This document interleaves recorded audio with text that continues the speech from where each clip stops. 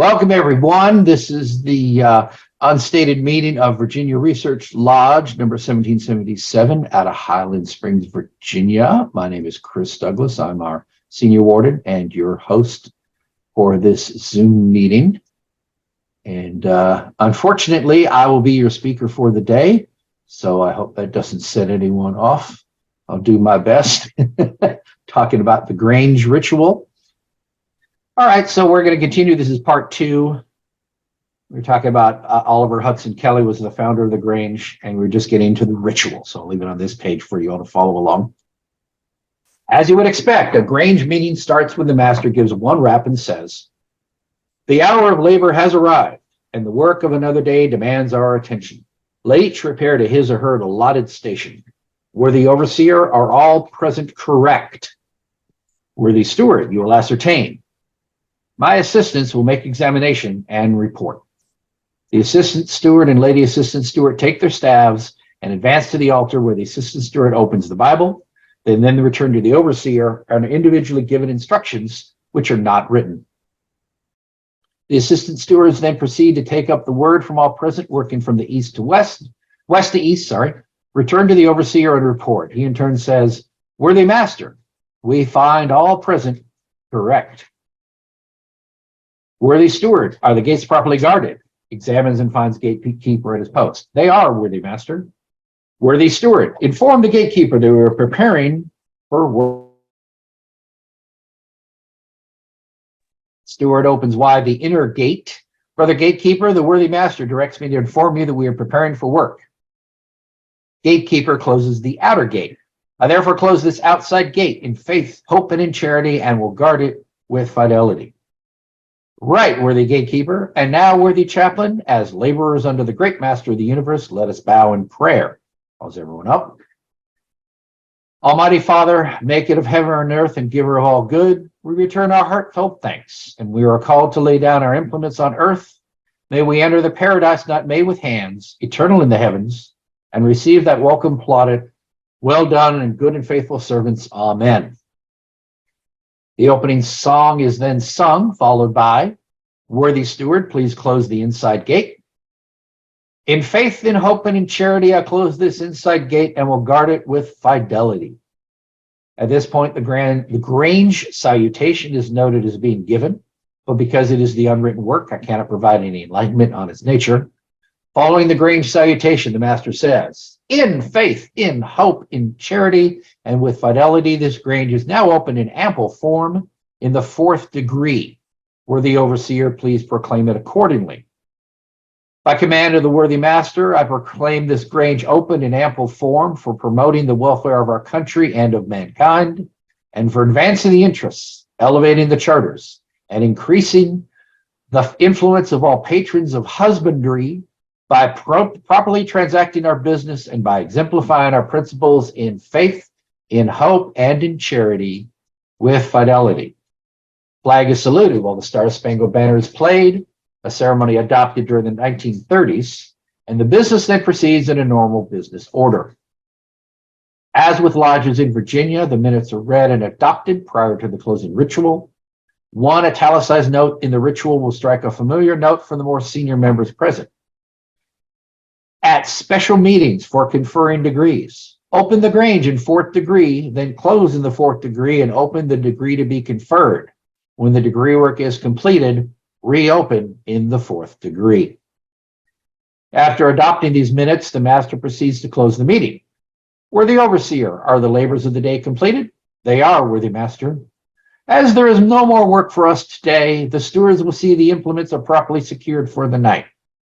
The assistant steward and lady assistant steward advance to the altar and close the Bible, while the steward goes to the master's desk, receives the case of implements, closes it, and returns to his station. All is secure, worthy master. Calls everybody up. Brothers and sisters, as we are again to separate and mingle with the world, let us not forget the precepts of our order. Let us add dignity to labor, and in our dealings with our fellow men be honest, be just, and fear not. We must avoid intemperance in eating, drinking, and language, also in work and recreation, and whatever we do, strive to do well. Let us be quiet, peaceful citizens, feeding the hungry, helping the fatherless and the widows, and keeping ourselves unspotted from the world. The closing song is sung, and the Grange salutation given as at the opening, and then, "Worthy overseer, please proclaim the Grange closed. By command of the worthy master, I proclaim this Grange duly closed until again lawfully opened in faith, in hope, in charity, and with fidelity. So be it." And I'll repeat, so be it. The chaplain then gives a benediction and the gates are opened. I'm sure you've recognized ideas, phrases, and expressions that are found in our lodge ritual, as well as the ritual of other Masonic bodies. In order to bring out these points more strongly, let us examine portions of the degrees. There are 4 degrees in a subordinate Grange. The first degree represents springtime and preparation and teaches faith. The second degree represents summer and culture and teaches hope. The third degree represents autumn and the harvest and teaches charity. And the fourth degree represents winter in the home and teaches fidelity. There is no catechism to learn. However, the 1940 ritual contains a requirement that candidates for the third degree must be tested on their knowledge of the Declaration of Purposes before being permitted to receive the degree. The 4 degrees are very similar in structure. In each, the candidates are led through the door and around the hall to the various stations for examination and instruction. However, blindfolds are used only in the first degree. And the obligations for the last 3 are primarily ones of secrecy concerning the content of the particular degree and a promise to be true and faithful, to perform the duties of the order, and to aid others in the same. For the first or preparation degree, the candidates are blindfolded by the assistant steward and the lady assistant steward in the preparation room, and the ladies' dresses are covered by cloaks. If only one candidate is present, someone will be appointed to balance the group. An alarm is then given at the inner gate. Worthy overseer, an alarm at the gate. See who approaches. Who comes? Men and women seeking employment who desire to assist in our work. Are they unconstrained and willing? They are. Have they been tried and found worthy? They have. You will tarry while I ascertain our worthy overseer's pleasure. Worthy overseer, the alarm comes from strangers seeking admittance. Satisfy yourself that they are worthy and well qualified, and if so, admit them. Opens the inner gate. None but those worthy and well qualified can enter here. It is the pleasure of our worthy overseer that you enter the field with this caution. Use discretion. Respectfully obey all order, and should work be assigned to you, labor with diligence. Let our future conduct prove us so. The candidates are then led in by the assistant steward and the lady assistant steward in a double file with the ladies on the right, each with their left hand on the shoulder of the one ahead. They circumnavigate the room to the overseer, where they are introduced and greeted with a short lecture on the significance of the Grange and of this degree. They then proceed toward the lecturer, who stops them with, "Hold!" All members clap. "Who are these who trespass within our peaceful enclosure?" "Friends who desire to be initiated into the mysteries of our order." "By what token may we prove them?" "By this signet." "Present it." AS presents a card bearing these words, "An honest man is the noblest work of God." "Right, brother. Conduct them to the worthy overseer for his examination." The chaplain delivers a prayer as they are conducted toward the overseer. Along the way, the steward meets them in the guise of ignorance and suggests them to give up their search for light. However, they persevere and arrive at the overseer, who asks a set of questions similar to those asked by the steward at the door. He ultimately says, "We have confidence that you will persevere, but before assigning you a place in our work, it is necessary that you give us a solemn pledge, which will not conflict with your moral, social, religious, or civil duties. With this assurance, are you willing to proceed?" Upon their ascent, they are placed in 2 lines, the men on the north and the women on the south of the altar, and the worthy master administers the following pledge. "In the presence of our Heavenly Father and these witnesses, I do hereby pledge my sacred honor that, whether in or out of the order, I will never reveal any of the secrets of this order, nor communicate them or any part of them to any person in the world, unless I am satisfied by strict test or some legal manner that they are lawfully entitled to receive them. That I will conform to and abide by the Constitution, rules, and regulations of the National Grange and of the State Grange under whose jurisdiction I may be, and that of the subordinate Grange to which I may be attached. That I will never propose for membership in the order nor sanction the admission of anyone who I have any reason to believe is an improper person, nor will I oppose the admission of anyone solely on the grounds of a personal prejudice or difficulty. I will recognize and answer all lawful signs given me by a brother or sister of the order, and will render them such assistance as may be needed, so far as I may be able and the interest of my family will permit. I will not knowingly wrong or defraud a brother or sister of the order in word or deeds, nor will I permit it to be done by another if in my power to prevent it. Should I knowingly or willingly violate this pledge, I invoke upon myself suspension or expulsion from the order, and thus be disgraced among those who were my brothers and sisters. They are then directed for the overseer for further instruction. My friends, to primeval darkness, covering the face of the deep, came the command, light be. All present give a salute with a single clap of the hands, while the blindfolds are removed from the candidate's eyes. Lectures are then given by the overseer considering the need for brotherly love, by the steward concerning their duty to care for the farm animals, and by the chaplain concerning the place of agriculture as the first and noblest of all occupations. The master then teaches the use of the implements of the degree. Each degree has its own set of implements. First, or preparation degree, the axe, plow, harrow, and spade. Second, or culture degree, the hoe and pruning knife. Third, or harvest degree, the sickle. Fourth, or home degree, the polished agate. The first of these serves to illustrate these teachings. The axe is used to cut away obstructions in the field and to prepare timber for use. Its use teaches us perseverance in overcoming obstacles. For as by repeated blows it cleaves its way through the hardest wood, so should we by repeated trials surmount every difficulty. Later, the steward in a lecture says to the ladies, sisters, you entered here blinded and covered with that garment. Before you were placed ignorance and knowledge. You were allowed to choose for yourself, and you chose wisely and found light. Wearing that garment is to teach you that those we admit into our circle are not chosen by outward appearance, and that we are not deceived by display in dress. Remember that a noble mind and generous heart are often concealed beneath the garments of poverty. Removes the cloaks. Although I suspect that the secret instructions of this degree that the master then imparts would have some similarity to things we all know, they are contained in the unwritten work and not in the manual. For the first degree, there is a signal and password at the outer gate, signal and degree words at the inner gate, sign and salutation of the degree, and the sign of caution, sign of distress, and patron's general sign. Each of these other degrees has a similar set of signals and words. In addition, in the fourth degree, the patrons are given the voting sign, the sign of recognition, the grip, the patron's test, and an annual word that changed every year.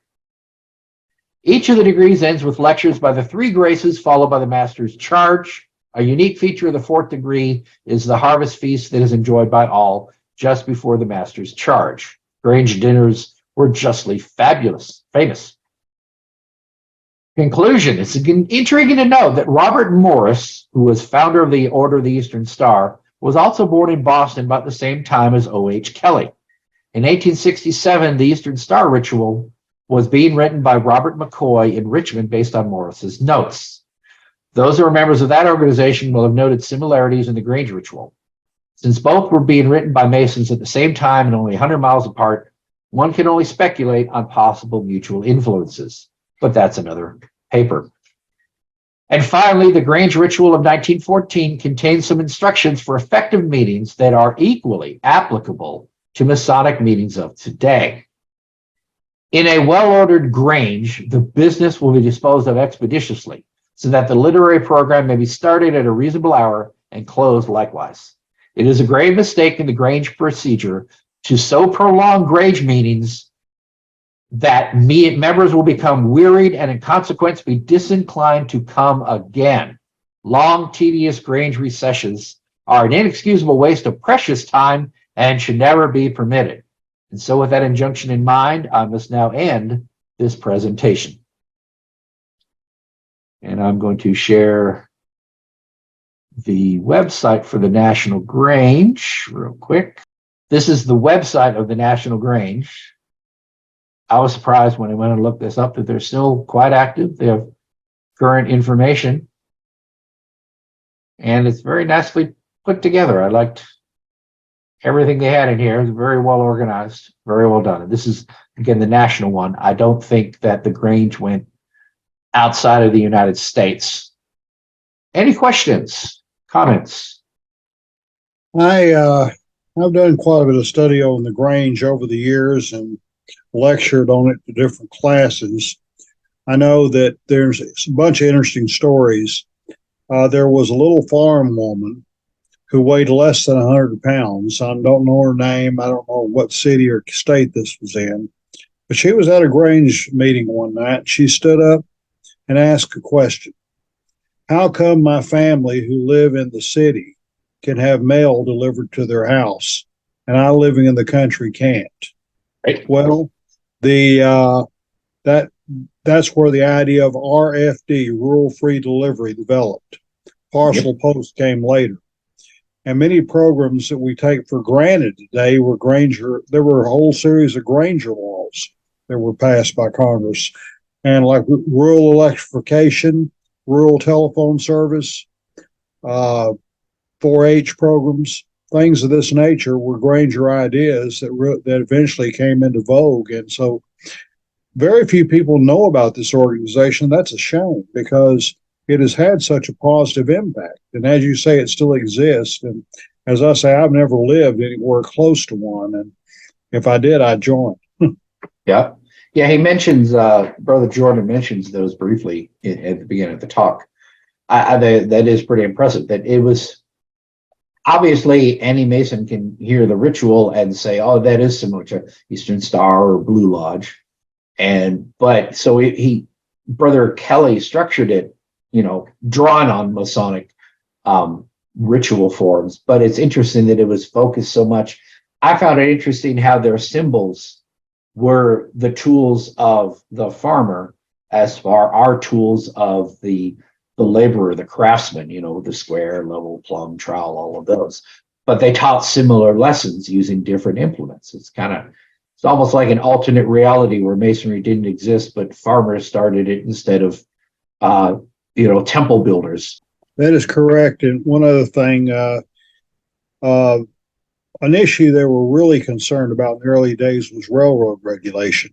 Farmers use the railroads to get the crops to the marketplace. And if railroad companies are engaged in price gouging, that certainly hurts farmers' profits. Yep. And so it's understandable why they would be concerned about that. When they established insurance companies, credit unions, grain elevators, it's just a phenomenal amount of stuff the Grangers did. Other comments? I just want to say this has been a very interesting topic. I love this because some of us can take this back to our lodges and talk about this and say, hey, this is what these guys did, or gals as well. And maybe we could be inspired to go out and be, more active in our communities and service the community in other ways, like this fraternity did. Yes. All right, as I like to thank everyone for coming today. Please like and subscribe if you're watching us on YouTube. We have a new channel, so y'all please visit the new channel. I'm going to promote it on Facebook and get people to sign up over there. And we're going to be migrating all of our videos over to the new channel as soon as we can. We're also going to be going to other social media platforms such as Instagram and so forth, and I'll be talking about that more on Facebook. So we're trying to push our social media presence out there and expand beyond Facebook and Twitter and trying to reach a larger audience. And we're going to be changing up how we do videos and try to have more videos that are shorter to attract more interest on YouTube and Instagram and so forth. So hopefully we'll try and get more interest going and maybe get more people coming to these meetings if we're reaching out to more people. So again, brothers, thank you all for attending, and you all have a great day. Thank you.